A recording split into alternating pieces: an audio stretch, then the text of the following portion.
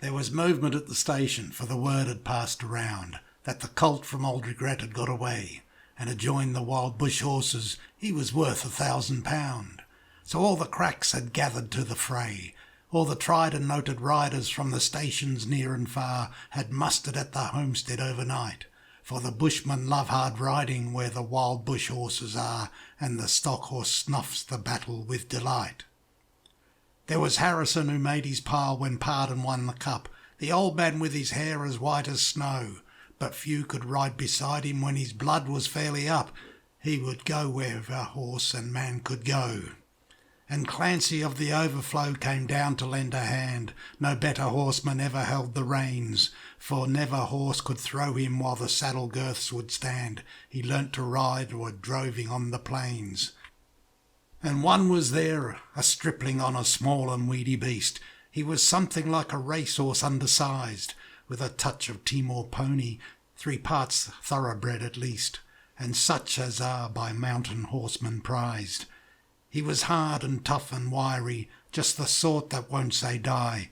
There was courage in his quick, impatient tread, and he bore the badge of gameness in his bright and fiery eye, and the proud and lofty carriage of his head. But still so slight and weedy, one would doubt his power to stay, and the old man said, "That horse will never do for a long and tiring gallop. Lad, you'd better stop away. These hills are far too tough for such as you." So he waited sad and wistful. Only Clancy stood his friend. "I think we ought to let him come," he said. "I warrant he'll be with us when he's wanted at the end, for both his horse and he are mountain bred. He hails from Snowy River up by Kosciuszko's side, where the hills are twice as steep and twice as rough, where a horse's hoofs strike firelight from the flint stones every stride. The man that holds his own is good enough, and the Snowy River riders on the mountains make their home, where the river runs those giant hills between. I've seen full many horsemen since I first commenced to roam, but nowhere yet such horsemen have I seen." So he went. They found the horses by the big mimosa clump. They raced away towards the mountain's brow, and the old man gave his orders, "Boys, go at them from the jump. No use to try for fancy riding now. And Clancy, you must wheel them, try and wheel them to the right. Ride boldly, lad, and never fear the spills, for never yet was rider that could keep the mob in sight if once they gained the shelter of those hills." So Clancy rode to wheel them. He was racing on the wing, where the best and boldest riders take their place, and he raced his stock horse past them, and he made the rangers ring with the stockwhip as he met them face to face. Then they halted for a moment while he swung the dreaded lash, but they saw their well-loved mountain full in view, and they charged beneath the stockwhip with a sharp and sudden dash, and off into the mountain scrub they flew. Then fast the horsemen followed, where the gorges deep and black resounded to the thunder of their tread, and the stockwhips woke the echoes, and they fiercely answered back from cliffs and crags that beetled overhead. And upward, ever upward, the wild horses held their way, where Mountain Ash and Currajong grew wide, and the old men muttered fiercely, "We may meet the mob, good day. No man can hold them down the other side." When they reached the mountain's summit, even Clancy took a pull. It might well make the boldest hold their breath. The wild hop scrub grew thickly, and the hidden ground was full of wombat holes, and any slip was death. But the man from Snowy River let the pony have his head, and he swung his stockwhip round and gave a cheer, and he raced him down the mountain like a torrent down its bed, while the others stood and watched in very fear.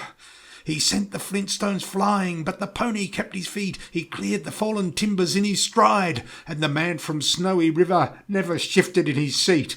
It was grand to see that mountain horseman ride.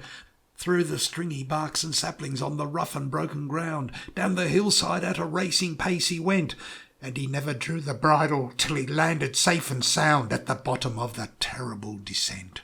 He was right among the horses as they climbed the farther hill, and the watchers on the mountain side, standing mute, saw him ply the stockwhip fiercely. He was right among them still as he raced across the clearing in pursuit.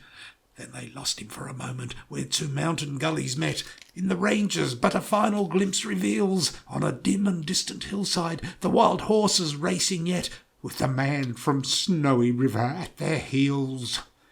And he ran them single-handed, till their sides were white with foam. He followed like a bloodhound on their track, till they halted, cowed and beaten.